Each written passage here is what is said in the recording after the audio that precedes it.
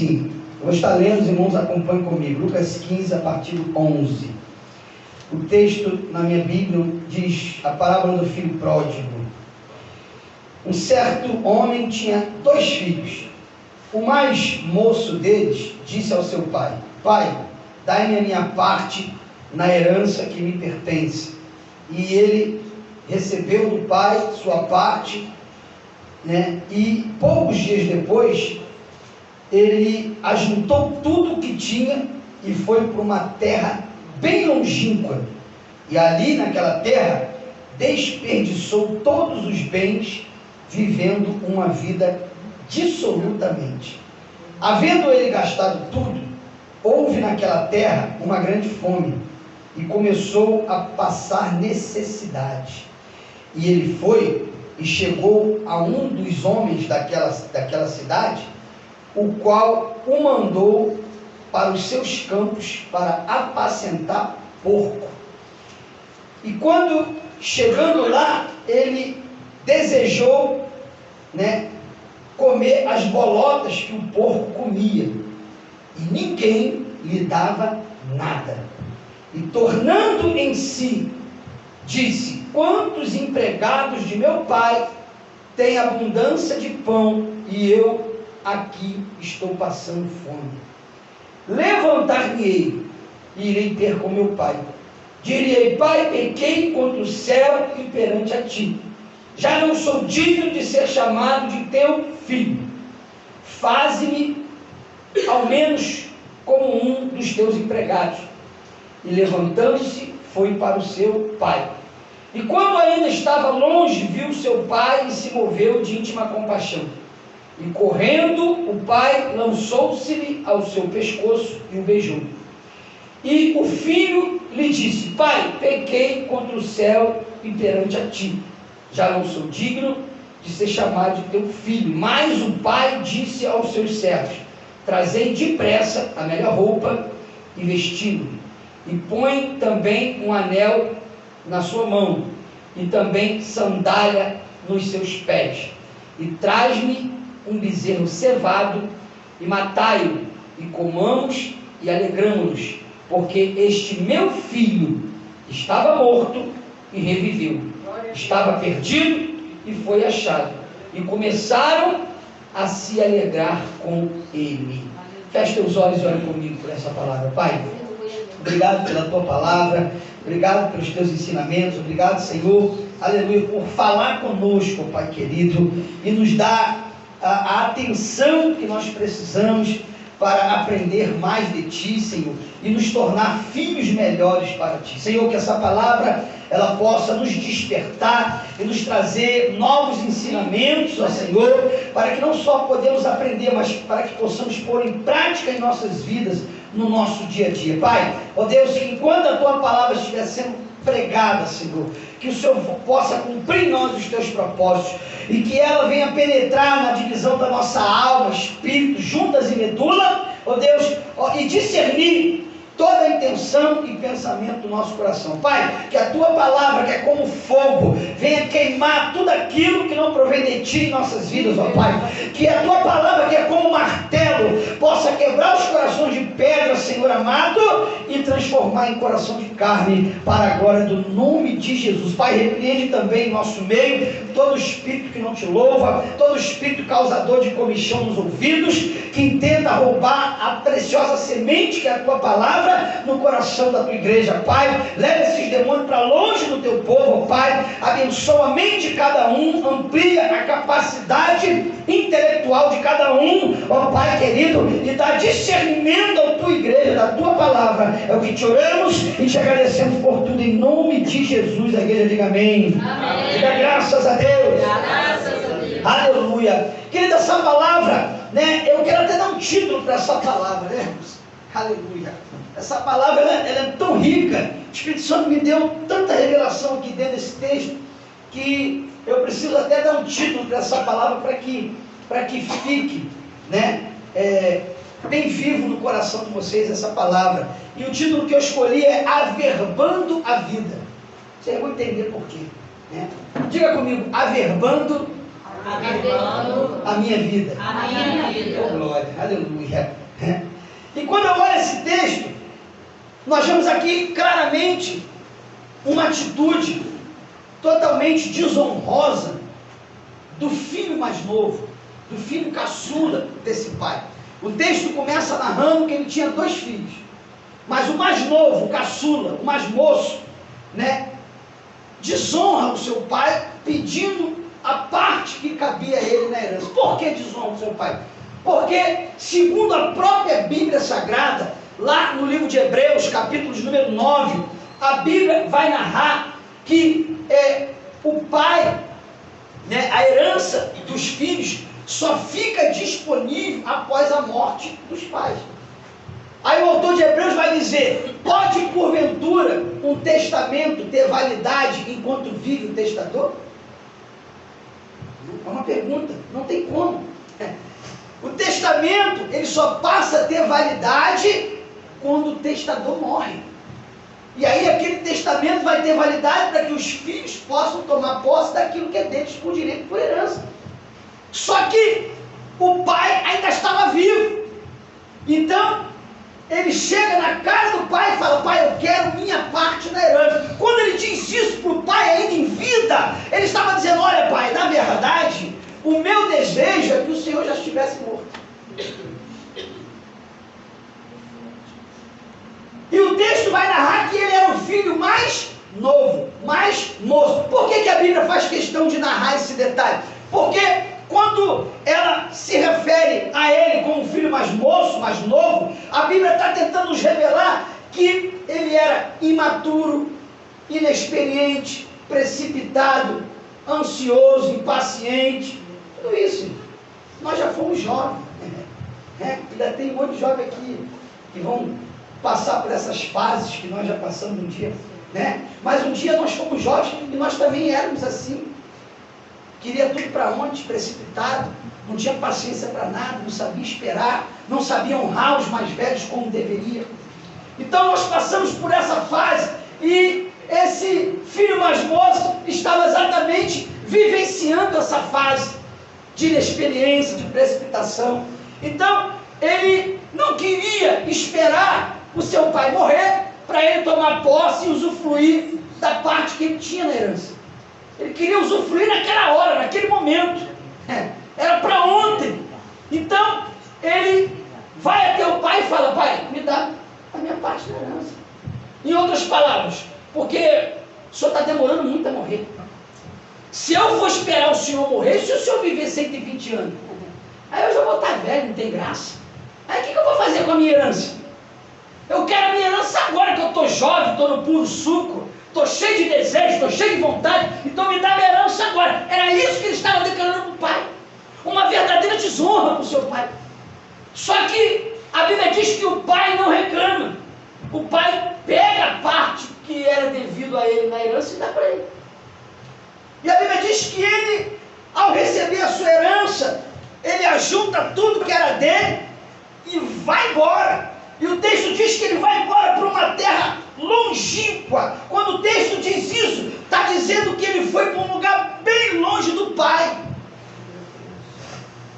E bem longe do irmão. Por quê? Porque o texto diz que ele também tinha um irmão mais velho. Sabe o que eu aprendo aqui, irmãos? É que quando o filho, ele não quer mais viver debaixo da doutrina do pai, quando o filho, ele resolve saciar os seus desejos carnais, as suas vontades carnais e fazer tudo aquilo que o seu maligno coração deseja, ele vai para bem longe do pai e também dos irmãos. Não é assim? Sabe aquele irmão que saiu da igreja e voltou para o pecado? Aí quando ele vê o irmão lá do outro lado da rua, ele fala: tem irmão ali. Não é assim? Estou mentindo? Quando ele vê o pastor, então ele vê o pastor lá. Deus sai por aqui. Por quê? Porque é isso que o filho rebelde, o filho desobediente, o filho desonroso, né? O filho precipitado, o filho imaturo, o filho inexperiente, o filho impaciente faz quando resolve saciar os seus desejos carnais, quando resolve viver uma vida de pecado, quando não está mais disposto a viver debaixo da doutrina e da admoestação do pai. Então ele foi para uma terra bem longínqua. E o texto diz que ele gastou toda a sua herança com uma vida dissolutamente. Sabe o que é isso? Vida de prostituição. Fez tudo que a carne dele tinha vontade de fazer. Só que quando você, aleluia, quando você não valoriza a herança que o teu pai te deu, você perde ela. Quem não valoriza aquilo que o pai dá, perde, irmão. Aleluia, oh glória. Seja o que for, isso serve para qualquer área da nossa vida. Se você não valoriza o teu marido, vai perder. Se você não valoriza a tua esposa, vai perder. Se você não valoriza os teus filhos, não educa ele, não ensina ele o caminho errado, daqui a pouco está perdendo também. Então isso serve para tudo, para todas as áreas. Nós precisamos aprender a valorizar aquilo que o Senhor nos confia como herança. Por direito nosso, herança nossa, que foi conquistado lá no Calvário pelo sacrifício de Jesus. Precisamos aprender. Paulo diz em Colossenses 3,23: tudo, façai tudo que vier às suas mãos, como se fosse para o Senhor e não para o homem. Aleluia. Tudo, a vida do cristão, irmão, tem que ser, acima de tudo, uma vida pautada nos princípios de Deus. O cristão precisa entender que ele é uma referência para essa geração que está aí fora. Se ele não entender isso, ele vai viver escandalizando, ele vai viver dando mau testemunho. Você precisa entender que você é sal da terra, luz do mundo. Aleluia! E como sal da terra, luz do mundo, você precisa, aleluia, dar tempero a esse mundo insípido aí fora, que vive a passos largos em direção ao inferno. Você precisa entender que você é luz, que precisa iluminar este mundo de trevas aí fora, que insiste em andar na contramão de Deus. Só que esse filho aqui, ele não se importou com nada disso. Ele queria saciar os seus desejos carnais. Ele queria saciar a sua vontade. Para quê? Para viver uma vida dissoluta, uma vida de pecado, uma vida de prostituição. E a Bíblia diz que ao acabar toda a sua herança, ao acabar todo o seu dinheiro, houve-se uma fome grande naquele lugar que ele foi. A terra não produzia o alimento. Ninguém tinha praticamente nada para comer. E ele já não tinha mais dinheiro, começou a passar fome. Agora você vê um filho que tinha tudo do bom e do melhor na presença do pai, um filho que tinha suas necessidades supridas pelo pai, um filho que vivia uma vida regalada, um filho que vivia debaixo de princípios, largou tudo isso para saciar os seus desejos carnais. Como já dizia minha avó, né? A cabeça não pensa, o corpo padece.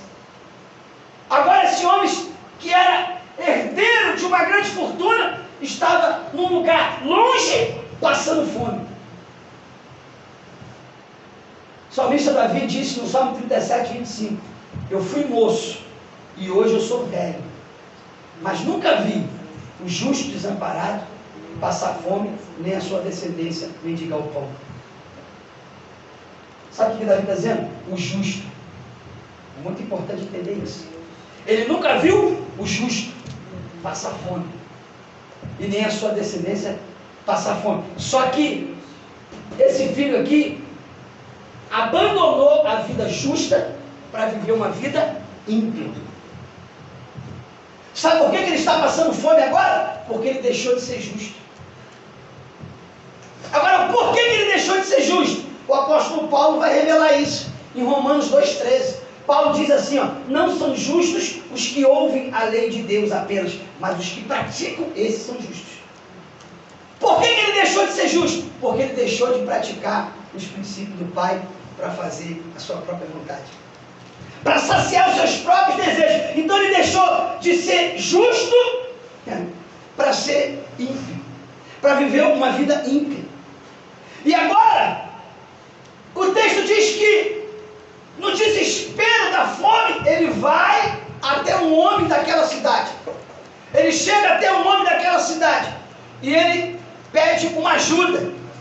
E o homem falou: olha, a única coisa que eu tenho para você é porco.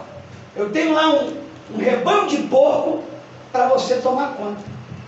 Vai lá. Irmãos, para que vocês possam entender o que eu estou falando aqui, para um judeu naquela época, apacentar porco, ou tocar em porco, ou comer carne de porco, era uma terrível maldição. Porque o porco, segundo a lei de Moisés e Levítico, capítulo 17, versículo 11, diz que o porco era um animal imundo que não se podia comer e nem se tocar. Então, para um judeu ter que se envolver com porco, tocar em porco, criar porco, era uma verdadeira maldição, era uma verdadeira desonra naquela época. Então, quando aquele homem oferece o chiqueiro para ele, o rebanho de porco para ele cuidar, aquele homem estava oferecendo para ele um caminho de maldição, estava dando uma solução maldita para a vida daquele jovem. Só que diante da fome, diante da necessidade que ele estava passando, ele não conseguiu recusar, ele aceitou. E o texto diz que ele vai lá para o chiqueiro, ele vai lá para onde tinha os porcos, para ele poder cuidar, para ver se ele conseguia se sustentar daquilo ali, para ver se ele conseguia alguma comida para comer, para poder sobreviver daquilo ali. E aí, eu estava analisando isso e eu aprendi que aquela terra, ela representava o mundo, irmãos. Porque ele foi para uma terra longínqua do pai. Não era a terra do pai, era uma outra terra, uma terra estranha. Então aquela terra representava o mundo. Então quando ele vai até aquele cidadão daquela terra pedir uma ajuda, e o cidadão oferece para ele cuidar de porco, é como se nós fôssemos pedir ajuda lá fora no mundo, e o mundo nos oferecesse porcaria. Porque é isso que o mundo tem para nós, porcaria. O mundo não tem nada de bom para oferecer para mim e para você. Quando nós pedimos ajuda lá fora, o que nós recebemos em troca é porcaria, é sujeira. Quando você vai pedir ajuda lá fora, o que eles te oferecem é coisas ruins, coisas que infringem os princípios de Deus. Quer sobreviver? Vai trabalhar na boca de fumo, vai ser fogueteiro. É isso que eles oferecem. Quer sobreviver? Me ajuda a atravessar um carro lá para o Paraguai. Quer sobreviver? Tem uma paradinha para a gente fazer um ganho aí. É isso que o mundo oferece. Por quê? Porque o mundo não tem nada de bom para nos oferecer. Por isso que quando ele pediu ajuda, o cidadão daquela terra, o cidadão ofereceu para ele o quê? Chiqueiro, lama. Deu um porco para ele cuidar. E o texto diz que mesmo ele indo lá para o porco, ele indo lá para o rebanho de porco, para cuidar do porco, ninguém lhe dava nada para comer. Está escrito aqui no texto. Ele continuou com fome. Sabe por quê? Porque o mundo não tem condições de saciar a nossa fome. Só quem pode saciar a nossa fome é o nosso Senhor. Aleluia! Por isso que ninguém lhe deu nada para comer. Ele cuidou de porco, mas continuou com fome, porque ninguém lhe deu comida. Porque a comida verdadeira que sacia a fome, sacia a sede, aleluia, é a comida que vem de Deus para nós. Aleluia! Aleluia! Oh, glória! E aí agora, meu amado, ele olhando os porcos comer as bolotas, ele sentiu o desejo de comer as bolotas que o porco estava comendo. Por quê? Porque ele estava passando fome. Não tinha nada para ele comer. E aí, eu fui pesquisar isso. A bolota, ela é o fruto do carvalho. Quem conhece essa árvore? Carvalho, uma árvore muito conhecida, muito famosa, biblicamente falando também. E o carvalho dá um fruto meio oval, assim, parece uma bola. E era chamado naquela época de bolota. Então esse fruto do carvalho servia para dar alimento para os porcos também se alimentavam desse fruto do carvalho. Só que esse fruto, né, essas bolotas, elas também serviam naquela época para temperar a carne, porque naquela época não existia tempero que existe hoje. Então como que as pessoas temperavam a carne para comer? Elas cortavam a bolota, né, igual se corta o limão, passava na carne e a carne ficava temperada, né? Então, sabe o que eu aprendo aqui? É que o camarada já estava no fundo do poço por desonrar o seu pai, por sair debaixo dos princípios do pai, ainda queria temperar mais ainda a carne. Misericórdia. Tem gente que está no fundo do poço, irmão. Tem gente que já chegou lá no último nível de miséria, de tanto pecado, mas não reconhece e não abre o coração para o pai mudar a vida dele. Meu Deus. Ainda quer saciar mais ainda. Está no fundo do poço, está cheirando, está fumando, está se prostituindo, ainda quer se envolver com mais coisa errada. Está lá no Salmo 42:7, um abismo chama outro abismo. Só que a Bíblia vai dizer que nesse momento a ficha desse jovem caiu. Aleluia. O texto diz: e caindo ele em si. Oh, glória. A ficha caiu. Aleluia. Sabe o que eu aprendo aqui, meu amado? Eu aprendo aqui que o Espírito Santo, o poderoso Espírito Santo, que convence o homem do pecado, da justiça, do juízo, deu um estalo na mente dele e desobstruiu a mente cauterizada daquele jovem e fez ele entender, aleluia, que tudo o que ele fez não valeu a pena. Que o caminho que ele resolveu seguir, longe do Pai, era um caminho de morte. Salomão diz em Provérbios: há caminhos que parece direito para o homem, mas é caminho de morte.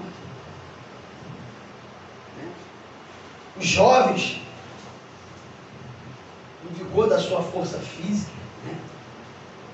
eles miram um caminho e eles querem seguir por aqueles caminhos ali, não quer ouvir conselho de pai, de mãe, não quer ouvir conselho de pastor, não quer ouvir conselho de ninguém. Não gostei daquilo ali, eu vou fazer. Não vai dar errado. Não, vai dar certo sim. E aí bate com a cara na parede, né? É preciso bater com a cara na parede para reconhecer que o conselho do pai e da mãe estava certo, que o conselho do pastor estava certo. Então, jovens, vocês que estão aqui, não insistam em caminhos que os seus pais, que os seus pastores já passaram por eles e viram que era ruim, e já bateram com a cara na parede, se arrependeram profundamente. Não insista em seguir por esses caminhos. Faça diferente. Faça diferente. E a Bíblia diz que o Espírito Santo, fez ele, caiu em si. Ninguém cai em si por si só pelo poder do Espírito Santo. Aleluia. Aleluia. Não é por força nem por violência, mas é pelo Espírito de Deus. E aí, imediatamente ele falou: quantos trabalhadores de meu pai têm pão em abundância e eu aqui passando fome? Sabe o que ele estava dizendo? Ele estava dizendo o seguinte: lá na casa do meu pai os empregados têm do bom e do melhor, e eu que sou filho estou passando fome. Só que existe uma coisa muito importante que nós precisamos entender. Existem situações que a gente passa na vida que é fruto de provação, porque Deus, ele prova o seu povo, né? Deus não abre mão de provar o seu povo em todas as áreas, até para que a gente esteja aperfeiçoado naquelas áreas. Paulo fala sobre isso, né? Paulo diz que ele passou por diversas situações. Ele diz: olha, aprendi a contentar com o que tenho, sem estar em abundância, mas também sem estar em escassez, né? Sem passar necessidade, mas também sem estar em abundância. Em ambas as coisas estou instruído. Essa é a vontade de Deus para a sua igreja, que nós estejamos instruídos em ambos os lados da vida. Se você está passando dificuldade, glória a Deus, aleluia. Se está em abundância, Glória a Deus, aleluia. Deus quer que você seja preparado, capacitado para qualquer lado da vida, para que nada venha te abalar, venha te abater. Aleluia. Então, essa é a vontade de Deus. Então, por isso que Deus prova o seu povo. Então, tem situações na nossa vida que é fruto de provação de Deus. Mas há situações na nossa vida que é fruto de colheita. Porque plantamos algo que não deveríamos. No caso desse jovem aqui, ele não estava passando por isso porque Deus estava provando ele. Ele estava passando por isso porque ele plantou isso e agora ele estava colhendo. Tem uma pregação minha, um ensinamento meu lá no meu canal no YouTube, depois vocês entram lá. PR Travassos Oficial, entra lá, se inscreve lá, tem vários ensinamentos bíblicos lá, que falam sobre isso, provação ou colheita. Nós precisamos entender. Peraí, eu estou passando por isso aqui porque eu plantei lá e agora estou colhendo, ou estou passando por isso aqui porque meu pai está me provando? Eu preciso saber. Porque se eu estou passando por isso, porque eu plantei coisas erradas e por isso estou colhendo coisa errada, então eu preciso me arrepender, eu preciso me humilhar, preciso me redimir diante de Deus e diante de quem quer que seja, para que eu não venha mais passar por aquilo ali. Mas se é fruto de provação de Deus, meu amado, aleluia, você só tem uma coisa a fazer, aleluia, é acreditar que Ele vai te tirar daquela situação. Porque deserto não é lugar de moradia, deserto é lugar de passagem. Aleluia. Deus nos prova sim, mas por um tempo. Porque logo depois vem a abundância, vem a restauração, vem a restituição, né? E esse jovem, ele não estava sendo provado por Deus, ele estava colhendo a atitude errada que ele tomou de desonrar o seu pai, né? E de ir para uma vida dissoluta, para uma terra longínqua e uma vida dissoluta. E agora, meu amado, ele se arrepende, o Espírito Santo dá um start nele e faz ele entender que a decisão que ele tomou, a atitude que ele tomou, o levou para aquela vida de necessidade extrema. E agora ele começa a ensaiar um discurso, ele: levantar-me-ei, irei ter com meu pai, e direi: Pai, pequei contra o céu e perante a ti, já não sou digno de ser chamado de teu filho, trata-me ao menos como um dos teus criados. Então agora ele começa a ensaiar o discurso do que ele iria falar para o seu pai quando ele chegasse de novo na casa do pai. Ele começa a ensaiar um discurso. Por quê? Porque ele entendia perfeitamente que ele precisava argumentar alguma coisa diante do pai pela desonra que ele fez com o pai. E aí ele diz: levantar-me. Sabe o que eu acho interessante aqui? E o Espírito Santo instalou isso na minha mente, é que quando ele resolve voltar para o pai e se redimir com o pai, ele usa um verbo. Ele diz: levantar-me-ei. Ele usa o verbo levantar. Só que ele não só usa o verbo, mas ele conjuga o verbo numa conjugação difícil. E a Bíblia faz questão de deixar narrado dessa forma. Ele poderia usar um termo mais simples, Cristina. Eu vou sair daqui e vou voltar lá com meu pai. Eu vou me levantar aqui e vou lá falar com meu pai. Não, ele diz levantar-me-ei. Ele usa uma conjugação verbal difícil. Então a primeira coisa que eu aprendo aqui é que ele reconheceu que estava caído. Por quê? Porque só se levanta quem está caído. Então quando ele diz levantar-me-ei, ele está dizendo: eu estou caído, eu estou na miséria, eu cheguei no fundo do poço, e se eu não me redimir com meu pai, eu não sei o que vai ser de mim. Talvez eu nem suporte mais, eu pereça. E aí ele usa uma conjugação verbal, isso que eu acho lindo. Por quê? Porque a Bíblia diz em João capítulo 1, versículo 1, o Senhor diz: no princípio era o verbo estava com Deus e o verbo era Deus. Verbo é tudo aquilo que dá sentido à frase ou à história. Por exemplo, se eu disser para a Cristina assim: Cristina, amanhã eu Madureira, a frase vai ficar sem sentido. Ela vai me perguntar: pastor, o senhor amanhã Madureira o quê?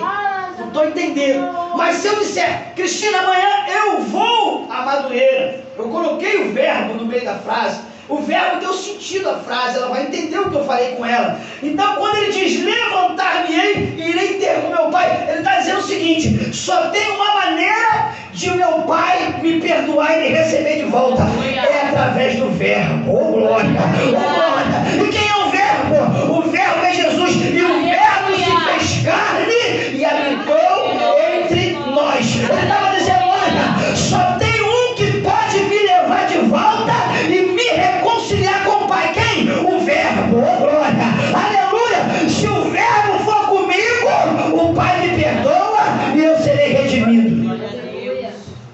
Não tem como chegar até o Pai sem Jesus, sem o verbo. Não tem como.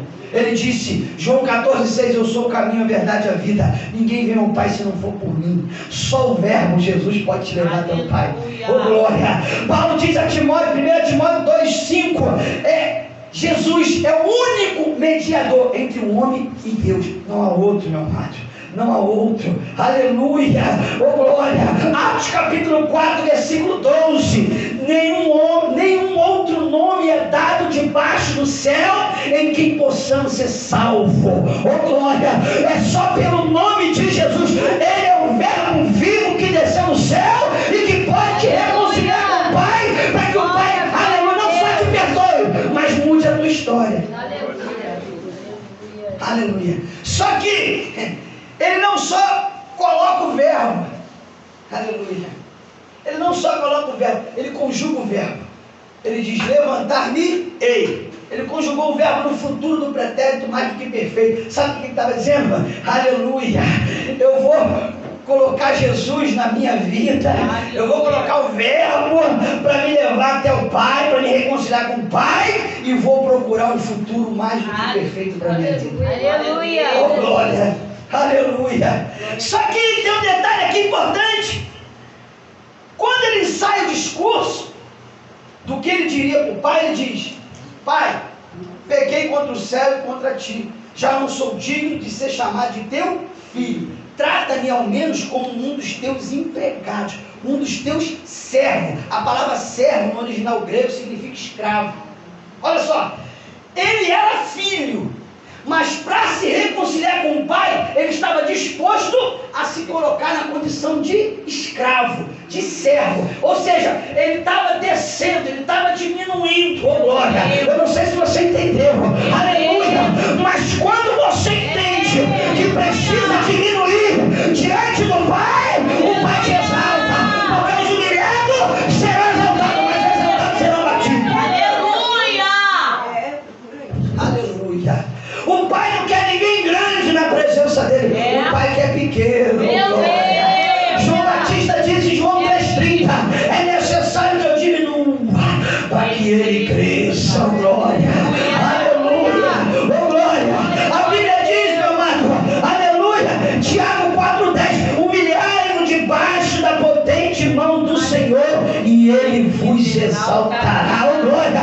O segredo é descer, meu amado, porque Jesus disse: quem for menor aqui na terra é que vai ser maior no céu. Quem está entendendo agora? Não basta colocar Jesus, aleluia, tem que andar pautado nos seus princípios. Ele colocou o verbo, mas conjugou o verbo. Ou seja, ele colocou Jesus, mas andou pautado nos princípios de Jesus. E um dos princípios de Jesus é diminuir diante do Pai. Quem diminui, aleluia, o Pai faz crescer. Oh glória, aleluia. E agora, ele vai chegar diante do Pai, e a Bíblia vai dizer que o Pai, de longe, já o avistou. Sabe o que eu aprendo aqui? É que o Pai estava atento à volta do Filho. Por quê? Porque o Pai sabe que quem é filho sempre volta, aleluia, para a casa do Pai. Sabe o que Deus está dizendo aqui, meu amado? Fica tranquilo. Eu não sei por que você está orando. Eu não sei por que você anda clamando? Mas se for filho, vai voltar para a presença. Se for filho, aleluia, vai se arrepender, vai descer e vai convocar o verbo para levar de volta ele para a presença do Pai. Aleluia. Quem é filho sempre volta para a presença do Pai. Por isso que quando ele volta, que ele chega lá próximo da sua casa, o pai já estava lá atento. Eu posso imaginar, Nilton, o pai lá na varanda. Meu filho vai aparecer ali a qualquer momento. E o pai está atento. E eu fui buscar em Deus o porquê que o pai estava atento à volta do filho. E a resposta está na Bíblia. Porque havia uma sentença de morte para aquele filho. A Bíblia diz em Deuteronômio capítulo 21, que todo filho rebelde, está escrito, depois você lê com calma, que todo filho rebelde ele tinha que ser pego, levado à presença dos sacerdotes, para ser apedrejado e morto, segundo a lei de Moisés. Então, quando ele desonra o pai, quando ele toma aquela atitude rebelde, de desonrar o pai, de pedir a sua herança antes mesmo do pai morrer, contradizendo um princípio da lei de Moisés que diz que o testamento só tinha validade com a morte do testador, ele se colocou na condição de filho rebelde. Então havia uma sentença de morte para ele.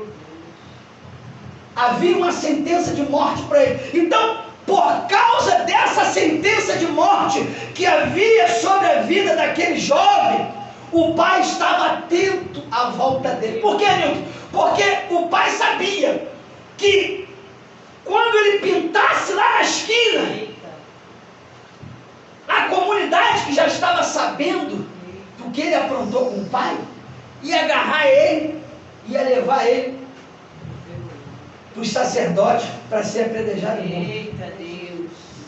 Então o pai, antes que isso acontecesse, antes que pegassem ele, chegassem nele, primeiro do que o pai já estava atento. Aleluia!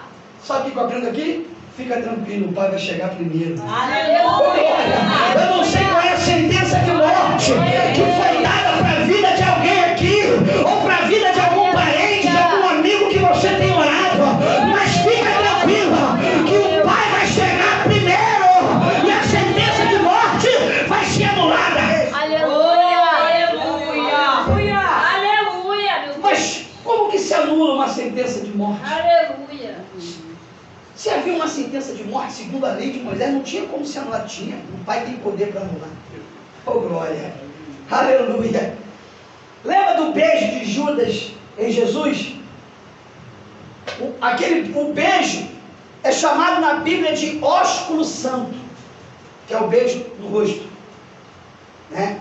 Isso aí é um costume, né, antigo, conhecido como ósculo santo. Então Judas, quando resolveu vender Jesus por 30 moedas de prata, os sacerdotes não sabiam quem era Jesus. Por quê? Porque Jesus andava igual todo mundo. Jesus não queria se destacar, não. Jesus andava igual todo mundo, humildemente, simplesmente, né? A postura de Jesus era uma postura de uma humildade terrível. Então, era difícil saber quem era Jesus no meio da multidão, de tanta simplicidade que ele tinha. Então, eles precisavam que alguém dissesse quem era Jesus ali no meio daquela multidão. E Judas falou: vou dizer para vocês que aquele que eu beijar no rosto, esse é Jesus. Então, o ósculo santo que Judas deu em Jesus foi para revelar a identidade de Jesus. Então, o ósculo santo, ele tinha várias funções, segundo a lei antiga, segundo a tradição antiga. Ele tinha uma função de revelar a identidade da pessoa. O ósculo santo também tinha a função de revelar a autoridade daquela pessoa, né? A autoridade daquela pessoa. O ósculo santo tinha algumas funções específicas, né, naquela época. E uma das funções do ósculo santo era revelar quem era a pessoa, né? E Espírito Santo, ele tinha o poder de anular uma sentença dada contra aquela pessoa. Então, quando o filho aparece lá na esquina, e o pai aqui na casa já observando, já atento, quando ele aparece lá, a Bíblia diz que o pai vai correndo até ele e o abraça e dá logo um beijo no rosto. Por quê? Porque o filho, o pai, estava revelando com aquele beijo no rosto quem ele era. Por quê? Porque os escravos, né, as pessoas malditas daquela época, elas não poderiam receber beijo no rosto, ósculo santo, não. Ósculo santo era só para quem era bem-vindo, era só para as autoridades, era só para quem era filho. Então, quando ele aparece, o pai corre lá e dá um beijo no rosto. Ou seja, para que todo mundo visse que ele era filho. Então, o beijo no rosto que o pai deu naquele filho foi proposital. Para quê? Para que todos que estavam ali espreitando, esperando ele voltar para agarrar ele, levar para o sacerdote para ser apedrejado e morto, soubesse que o pai o perdoou. Aleluia. Então o pai corre até ele, abraça e dá um beijo no rosto e leva de volta para casa. E quando chega em casa, ele ainda insiste no discurso e diz: pai, pequei contra o céu e contra ti, já não sou digno de ser chamado de teu filho, trata-me como apenas um dos teus servos. E o pai falou: você é filho. Aleluia. E quem é filho não é mais servo. Lembra do que Jesus disse em João 15,15? Não vos chamarei mais de servo, porque o servo não sabe o que o seu Senhor faz, mas vos chamarei de amigo, de filho. Aleluia. Paulo já fala filho. Oh, glória. Então, entenda isso. Então o pai anula aquela sentença, leva ele de volta para casa, e mesmo ele querendo se diminuir, o pai falou: não. Aleluia. Quem é filho não pode mais ser servo. Coloca uma sandália nos pés dele. Aleluia. Coloca um anel no dedo dele. Coloca uma roupa nova nele. Meu Deus. E mata um bezerro cevado. Aleluia. Aleluia. Glória a Deus. O pai, ele estava honrando novamente aquele filho. Quando coloca uma roupa nova, estava devolvendo ele a honra que ele perdeu. Porque quando ele desonrou seu pai, ele passou a ser um filho desonrado. Então o pai manda botar roupa nova, que representa a honra. Porque os reis, as autoridades daquela época, elas usavam uma roupa especial para identificar quem eles eram, né? Então quando o pai manda botar uma roupa nova, o pai estava devolvendo a honra dele de volta. Bota um anel no dedo, estava devolvendo a autoridade, porque anel simboliza autoridade. Lembra quando o faraó nomeou José como governador de todo o Egito? Colocou um anel no dedo dele e falou: José, abaixo de mim você manda em todo mundo, você é a maior autoridade daqui. Então devolve a honra, devolve a autoridade, coloca a sandália nos pés. Por quê? Porque ele saiu de casa calçado, mas agora voltou descalço. Por quê? Porque ele saiu como filho e agora voltou como escravo. E o escravo naquela época não podia usar calçado. O escravo só podia andar descalço. Por quê? Porque era a forma de se identificar que aquela pessoa era um escravo. Então o escravo era proibido de ter sapato, de ter sandália, não podia ter. Porque era a forma de identificar que ele era um escravo. Então ele saiu como filho, voltou como escravo. Então o pai botou, bota a sandália no pé dele. Por quê? Porque ele não é escravo, ele é filho. Oh, glória. Aleluia. Vamos matar o bezerro cevado e vamos dar uma grande festa. Por quê? Porque esse meu filho estava morto e reviveu. Estava perdido e foi achado. Literalmente, irmãos, no âmbito espiritual, aquele jovem estava morto. Por quê? Porque ele perdeu tudo que o pai havia dado para ele. A honra, a autoridade, a condição de filho, o dinheiro, a herança. Estava passando fome, estava vivendo uma vida de imundícia, cuidando de porco. Tudo que o pai tinha dado para ele, ele perdeu quando ele resolveu ir embora para bem longe do pai e desonrar o pai. Mas quando ele voltou, o pai restituiu tudo outra vez daquilo que ele tinha perdido. Então que nessa noite, meu amado, aleluia, você possa sair daqui. Eu sei que todos aqui, pelo menos o que eu conheço, já são cristãos, já são evangélicos, já reconheceram Jesus como seu Salvador, né? Mas se tiver alguém aqui afastado, esse é o momento de você retornar. Esse é o momento de você renovar a sua aliança. Por quê? Porque o Pai, Ele quer te restituir tudo aquilo que você perdeu. Aleluia, né? O Pai não quer que você permaneça vivendo uma vida morta espiritualmente falando.